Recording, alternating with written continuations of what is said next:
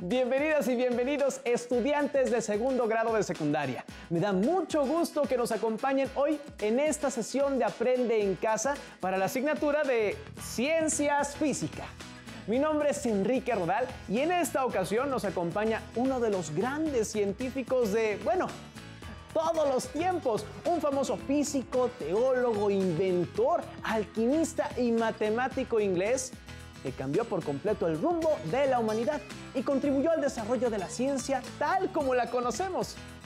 Estamos hablando del primero en demostrar que las leyes naturales que gobiernan el movimiento en la Tierra y en los cuerpos celestes son las mismas. Es a menudo calificado como el científico más grande de todos los tiempos y su obra como la culminación de la revolución científica. Estamos hablando ni más ni menos que de Isaac Newton. Muchas gracias por acompañarnos. Es un gran honor que nos regale un poco de su tiempo para conocer más acerca de su vida y de todo el trabajo que desarrolló. Sí, gracias por la invitación. Pero te voy a pedir que te dirijas a mí como Sir Isaac. Bastante hice para que Su Majestad, la Reina Ana, me nombrara caballero en recompensa a los servicios prestados a Inglaterra. Es un placer para mí hablarles desde el más acá por medio de esta clase de reunión inmediata a la distancia. Se llama videollamada, Sir Isaac. Oh, very impressive. ¡Cuánta innovación! La última vez que me comuniqué con alguien a la distancia fue por carta y tuve que esperar casi 3 meses para obtener una respuesta. En fin, les envío un cordial saludo a todos y a todas los que nos acompañan a la distancia. Por otro lado, creo que las cosas no han cambiado mucho. Supe que están pasando por una pandemia. A mí también me tocó experimentar algo así cuando era joven. Así que les hago un llamado muy atento a todos y a todas a que hagan caso a las autoridades sanitarias para evitar contagios, riesgos y cuiden su salud.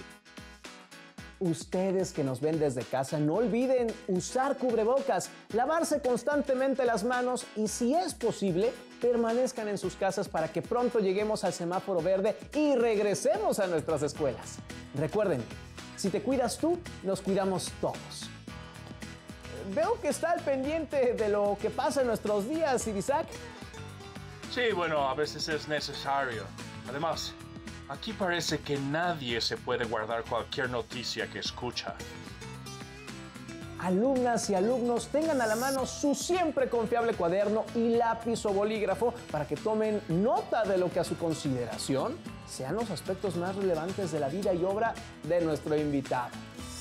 Si requieren apoyo visual, preparen sus hojas Ledger, punzón y regleta. Recuerden, si les surgen dudas sobre lo que se mencione, también anótenlas. Más tarde podrán investigarlas en libros especializados o en páginas de internet confiables. Sir Isaac, ¿le parece si iniciamos la entrevista? Of course. Espero que este tiempo sea suficiente para poder platicarles todas las cosas asombrosas y los aportes que realicé, y no solo en la ciencia. Tengo entendido que usted nació de forma prematura el 4 de enero de 1643 en el seno de una familia campesina en Woolsthorpe Manor, una pequeña aldea del condado de Lincolnshire, Inglaterra. No. That's a mistake. Yo nací el 25 de diciembre de 1642, según lo indicaba el calendario juliano, que era el que usábamos en Inglaterra. ¿Cree que nos podría platicar ahora un poco sobre sus padres y su familia? De mi padre no sé mucho. Murió 3 meses antes de que yo naciera. Se llamaba igual que yo, Isaac. Mi madre, Hannah Icecock, pues decidió casarse y hacer otra familia con el reverendo Barnabas Smith. Ese señor ha sido el único que me hizo pecar y amenazarlo con hacerle daño. Nunca me agradó ese sujeto. Y yo tampoco le agradaba. Por eso mi madre pues decidió que lo mejor para mí era que me fuera a vivir con mis abuelos. Sir Isaac, lamento escuchar que su niñez pues, no fuera tan afortunada. Bueno, no todo fue tan malo. A los 12 me enviaron a estudiar al colegio The King's School.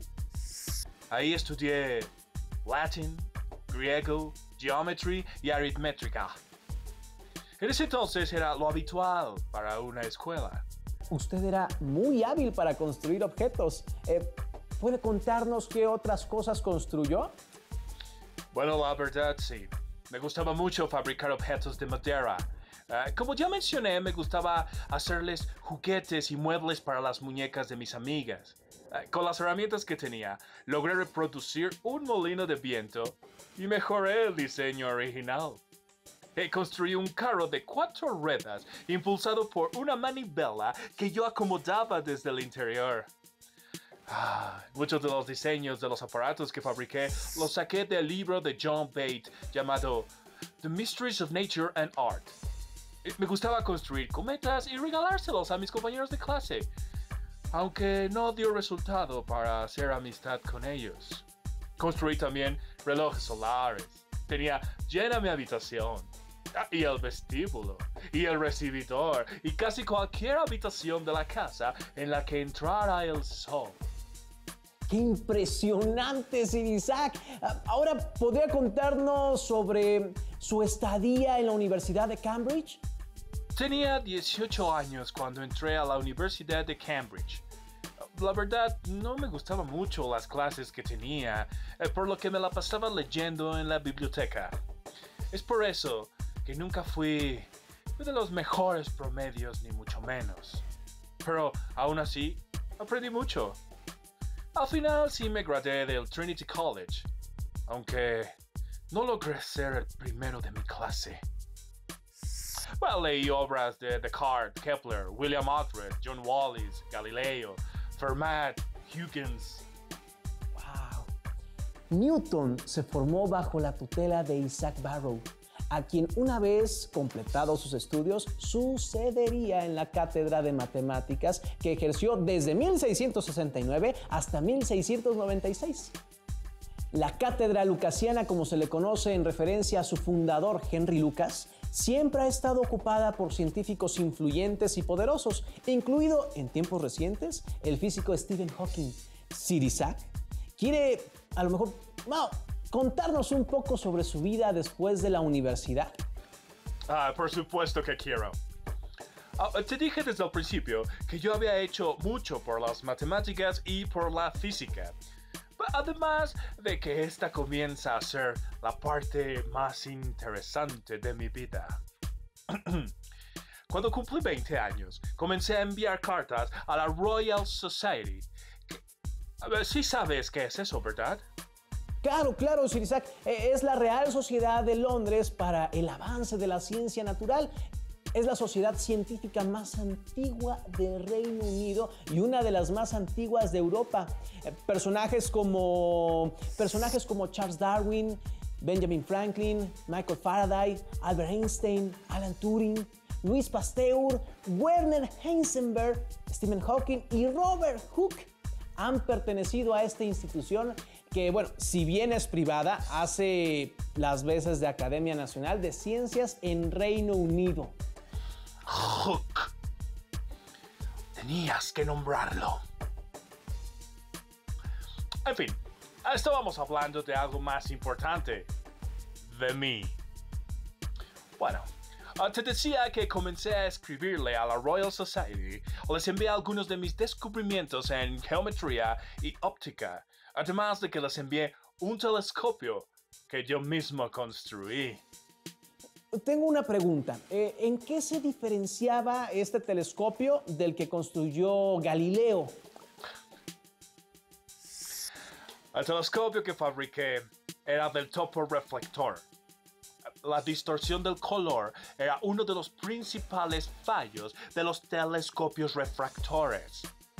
Esto pasaba porque los espejos de esta clase de telescopios se comportaban como prismas, dividiendo la luz blanca en un arco iris de colores alrededor de los objetos observados.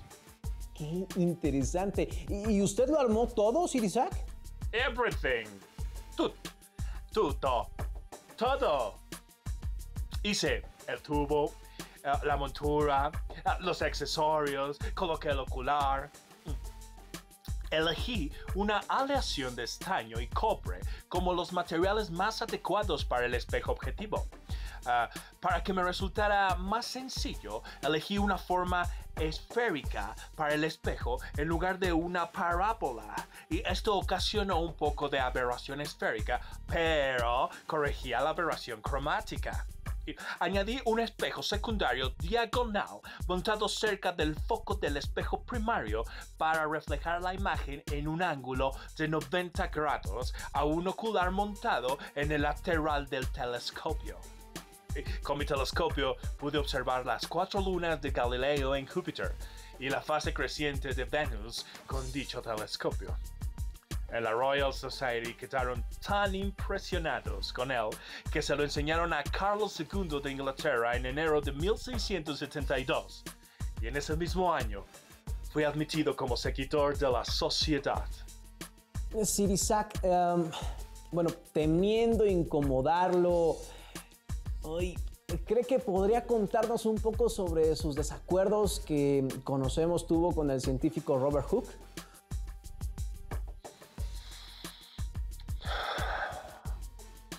Bueno, el primer desacuerdo, como tú lo llamas, fue cuando envié mi escrito sobre la teoría del color. Ahí argumenté que la luz estaba formada por partículas. Hooke me dijo que le parecía interesante mi hipótesis. ¡Le dijo hipótesis a mi teoría! Esto me ofendió muchísimo, pero tuve que contenerme un poco, pues Hooke era toda una autoridad, y no solo en el campo de las ciencias.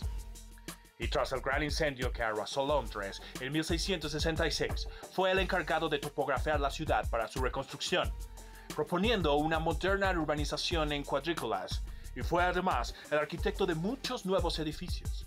Contribuyó al diseño de otros como el Real Observatorio de Greenwich y concibió el método usado para construir la cúpula de la Catedral de San Pablo.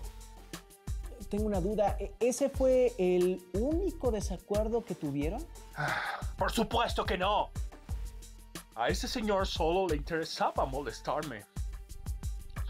Pero la vida me enseñó que la venganza es un plato que se sirve frío.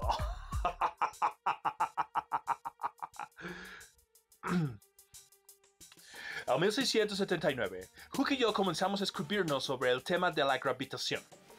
El enfrentamiento vino cuando en 1686 publiqué mi gran obra, La Principia Mathematica. Y a Hooke se le ocurrió decir que había sido él quien había dado las bases que me llevaron a escribir la ley de gravitación universal. Y eso no era todo. Hooke quería que le diera crédito como autor. ¡Crédito! ¿Te imaginas eso? Lo más que pude decir de Hooke es que él había revivido mi interés por la astronomía, pero que no había aportado nada nuevo. En la última carta que nos escribimos al respecto, escribí la siguiente frase. Si he logrado ver más lejos, ha sido porque he subido a hombros de gigantes. Obvio, no me refería a su corta estatura,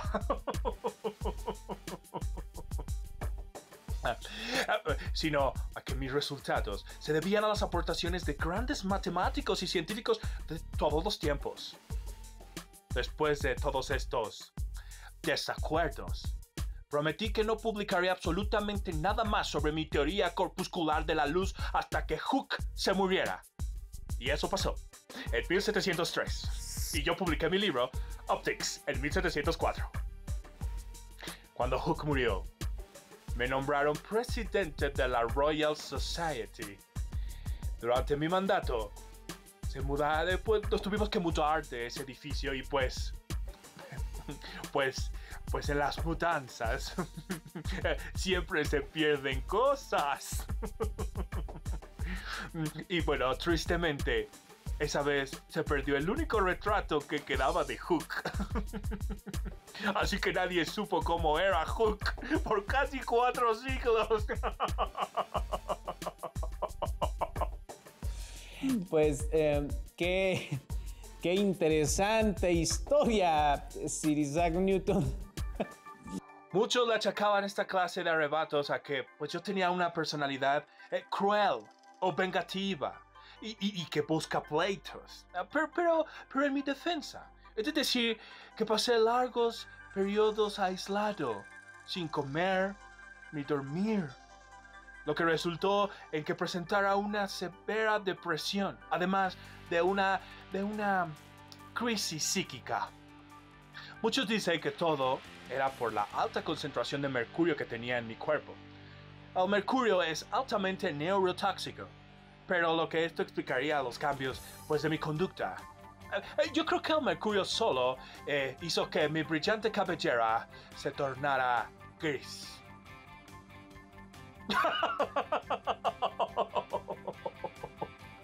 Definitivamente su vida ha tenido de todo, Sir Isaac. Te dije que mi vida era muy interesante. Vaya que sí. Y a todo esto, Sir Isaac, ¿por qué tenía mercurio en su cuerpo? Bueno, es que uno de mis intereses, además de las matemáticas, la física y la teología, era la alquimia.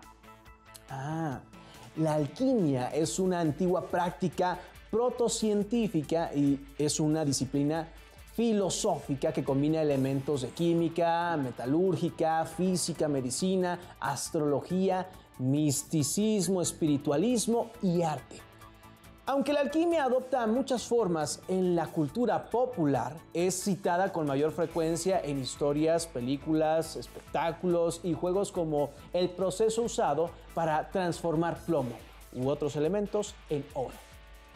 Otra forma que adopta la alquimia es la de la búsqueda de la piedra filosofal, con la que pretendía conseguir tanto la vida eterna como la transmutación de cualquier metal en oro. Todo eso es correcto. Escribí más de 1 millón de palabras sobre la alquimia, algo que tardó en saberse, pues la alquimia era algo ilegal en mis tiempos. Mis trabajos los firmaba como Jehová Sanctus Unus, que es el anagrama latinizado de mi nombre, Isaacus Newtonus. En el jardín atrás de mi habitación, construí un cobertizo a modo de laboratorio, donde tenía un fuego encendido de manera perpetua y allí hacía mis experimentos. En 1680 escribí Index Chemicus, que es mi texto más largo sobre alquimia y sobresale por su gran organización y sistematización. En 1692 escribí 2 ensayos, de los que sobresale De Natura Acidorum, en donde discutía la acción química de los ácidos por medio de la fuerza atractiva de sus moléculas. En esta obra trataba de dejar clara la relación entre las fuerzas de lo que hablé en mi Principia Mathematica con lo que encontraba en el mundo de la alquimia. Bueno, también usaba la alquimia para automedicarme. Nunca le tuve mucha confianza a la medicina, por lo que usaba mis conocimientos en alquimia para hacer remedios caseros. Bueno, no me regañes. Los remedios alquímicos no deben ser tan malos. Yo viví hasta los 84 años, cuando la esperanza de vida no pasaba de los 50 años. Y disculpe, Sir Isaac, ¿puede platicarnos un poco sobre su gran obra, Principia Mathematica? Claro. Mi gran obra, Philosophiae Naturalis Principia Mathematica, del latín Principios Matemáticos de la Filosofía Natural, aunque todo mundo se refiere a él simplemente como Principia. Si no hubiera sido por mi amigo Edmund Halley, que me convenció de publicar mi compendio de mecánica, seguramente hubiera terminado por destruir todo ese material por miedo a las críticas. y le agradecí a Halley en las primeras páginas de mi libro. Los 3 libros de esta obra contienen los fundamentos de la física y la astronomía escritos en el lenguaje de la geometría pura. El libro 1 contiene el método de las primeras y últimas razones, y bajo la forma de notas o escolios que se encuentran como anexo del libro 3, la teoría de las fluxiones. Algunos se quejan de que para esas épocas más modernas es un trabajo difícil de leer, pues la notación que se utiliza actualmente se parece más a la de Leibniz y no a la mía. Pero bueno, eso ya no es mi culpa. Y bueno, en el campo de la mecánica recopilé los hallazgos de Galileo y enuncié mis 3 famosas leyes de movimiento. De estas 3 leyes pude deducir la fuerza de gravitación entre la Tierra y la Luna y demostrar que esta es directamente proporcional al producto de las masas e inversamente proporcional al cuadrado de la distancia, multiplicando este cociente por una constante llamada constante de gravitación universal. Además, generalicé esta ley a todos los cuerpos del universo, con lo que esta ecuación se convirtió en la ley de gravitación universal. ¡Universal! ¿Sabes qué significa eso? Que esa ecuación tan sencilla explica por qué el universo se comporta como lo hace, sin importar dónde estés o con quién lo describa. Mi amigo Halley se apoyó en mis cálculos y observaciones previas para predecir la trayectoria de un cometa avistado en 1682, mismo que regresaría en 1758. Ese cometa es justo el que se conoce como el cometa Halley, que orbita alrededor del Sol cada 75 años.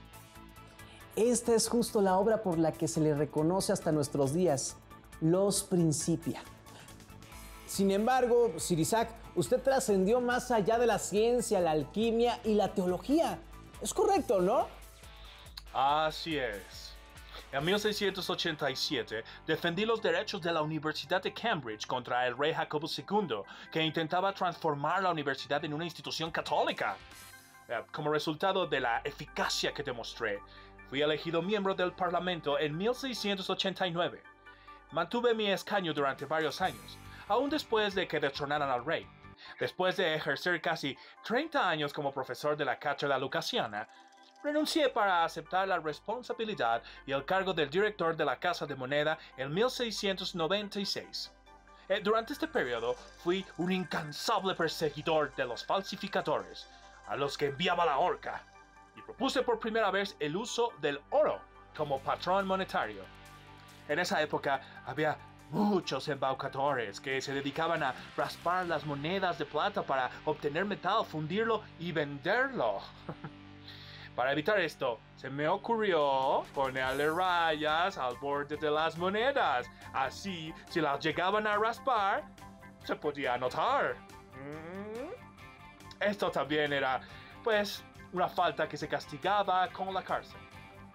Me gustaba desarrollar mis talentos y participar en actividades diferentes a las que había realizado en Cambridge. Aún así, me pesa un poco que durante los últimos 30 años de mi vida abandoné prácticamente toda actividad científica. Bueno, creo que de momento es todo lo que quiero compartir con ustedes. Adiós. Sir Isaac Newton fue elegido presidente de la Royal Society en 1703 y reelegido cada año hasta su muerte. En 1705 fue hecho caballero por la reina Ana como recompensa a los servicios prestados a Inglaterra. Los últimos años de su vida se vieron ensombrecidos por la controversia de envergadura internacional con Leibniz a propósito de la prioridad de la invención del nuevo análisis. Acusaciones mutuas de plagios, secretos disimulados en criptogramas, cartas anónimas, tratados inéditos, afirmaciones a menudo subjetivas de amigos y partidarios de los dos gigantes enfrentados, celos manifiestos y esfuerzos desplegados por los conciliadores para aproximar a los clanes adversos. En mi defensa, diré que la Royal Society determinó que yo no había cometido plagio. El hecho de que el comité que lo dictaminó estuviera a mi cargo no tuvo nada que ver con esa decisión. Vaya. El 20 de marzo de 1727 del calendario juliano, 31 de marzo en el calendario gregoriano, murió Sir Isaac Newton, quien días más tarde fue enterrado en la abadía de Westminster, en un funeral donde se dio cita prácticamente toda la intelectualidad de Gran Bretaña y buena parte de su aristocracia. Se rendía homenaje a un hombre de ciencia, a un matemático, a un filósofo natural y al primer científico nombrado caballero por la reina en la historia de aquel país. A su muerte, ocupaba la presidencia de la Royal Society. Era miembro de la Comisión de Longitud y su influencia fluía por todos los canales de la cultura británica. Isaac Newton murió octogenario y con la fama de poseer una mente con una capacidad extraordinaria para dominar las ciencias más difíciles, las matemáticas y el cálculo, la mecánica de los cuerpos celestes y el comportamiento de la luz. De hecho, sus contemporáneos lo admiraron tanto que no pudieron contener sus exageraciones. En el mausoleo de Newton, situado en la abadía de Westminster, se asegura que estaba dotado de una fuerza mental casi divina. Pero todavía más rotundo era el epitafio que propuso el poeta Alexander Pope. La naturaleza y sus leyes permanecían ocultas en la noche. Dios dijo: hágase Newton, y todo fue luz. Su influencia posterior aumentó su fama gigantesca hasta convertirlo en el modelo de científico por excelencia. A su muerte, la biblioteca personal de Newton constaba de 1,612 libros, 912 de los cuales estaban íntimamente relacionados con sus preocupaciones teológicas, mientras que aproximadamente 80 eran de alquimia. Pero para que este número no resulte engañoso, hay que recordar que los libros de alquimia no accedían usualmente a la imprenta, por lo que estos 80 debían representar prácticamente toda la literatura alquímica disponible por los canales tradicionales. A esto hay que agregar las 3 docenas de pequeños libros alquímicos y aproximadamente 50 kilogramos de panfletos encontrados, así como los libros y manuscritos alquímicos copiados por Sir Isaac. Por todo lo anterior, la importancia de Isaac Newton, sus descubrimientos y sus aportes se siguen sintiendo hasta nuestros días. Porque fue quien nos enseñó a ver las cosas desde otra perspectiva, como lo dice una de sus frases más célebres. Lo que sabemos es una gota de agua, lo que ignoramos es el océano. Y él trató de descubrir ese océano de tal manera que el mundo ya no fue el mismo. Esperamos que hayan disfrutado esta entrevista y que los invite a reflexionar acerca de las circunstancias que rodearon la vida de este gran personaje. Agradecemos la compañía de Sir Isaac Newton y a todas y todos los que nos ven desde casa, les invito a que sigan los contenidos de Aprende en Casa. Hasta luego.